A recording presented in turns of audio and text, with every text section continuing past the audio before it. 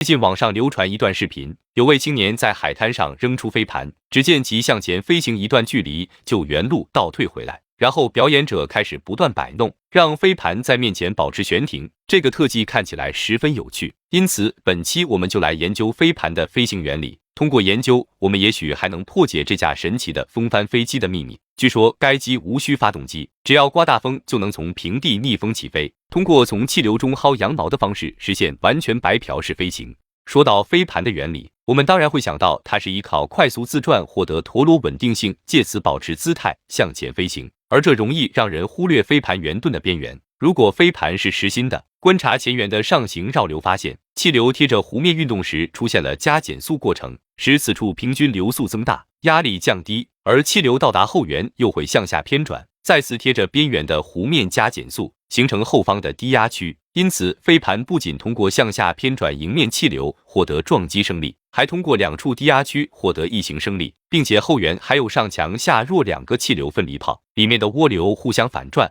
使尾流下偏离去。而对空心的飞盘来说，后缘就变成了阻挡气流的隔尼金翼，它将下分离泡局限在盘子内部，同时使上分离泡减弱，在机翼背风面形成两个较弱的对转涡流。由于三个分离泡迫使气流以更大的下洗角离去，导致尾流下洗速度增大，撞击升力提高，同时还减小了后缘上表面的逆压梯度，使后低压区流速增大，吸力进一步提高。可见飞盘并不等效于平板，而是具有凹凸翼形和隔尼金翼的机翼，因此升力系数要比圆形平板大得多，所以用力迎风抛出后，它就能快速爬高，然后随速度衰减而逆风后退，期间依靠较大升力维持慢速下落，最后回到起点。同理，将飞盘以略大于风速抛出，让它在逆风中缓慢前进和后退时，只要弓角合适，也可获得足够升力来维持高度，从而实现短暂悬停。换句话说，和机翼相似的飞盘是利用垂直于气流的升力克服重力，并利用平行于气流的阻力来缓慢迎风减速和顺风加速。根据此原理，在上世纪20年代初，瑞士飞行员和发明家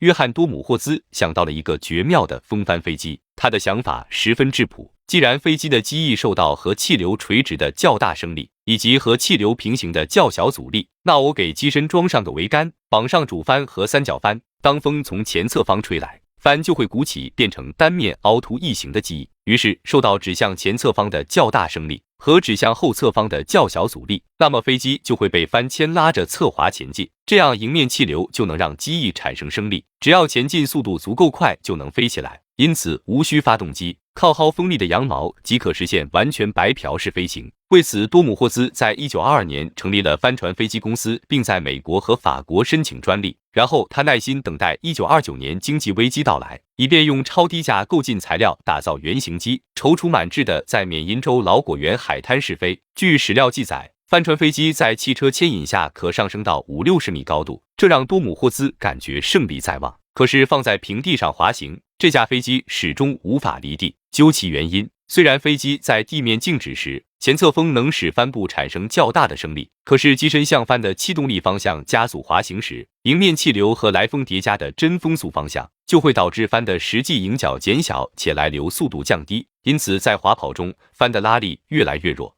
而机体的阻力却越来越大，以至于无法达到离地速度。于是就这么折腾了一年，到1930年末，多姆霍兹已经怒不可遏，将这堆垃圾丢弃在海滩，转而炒股去了。直到1974年，帆船飞机又被人挖出来修好，捐给了美国猫头鹰交通博物馆，以便后人们向这位造飞机和炒股都失败的航空先驱致敬。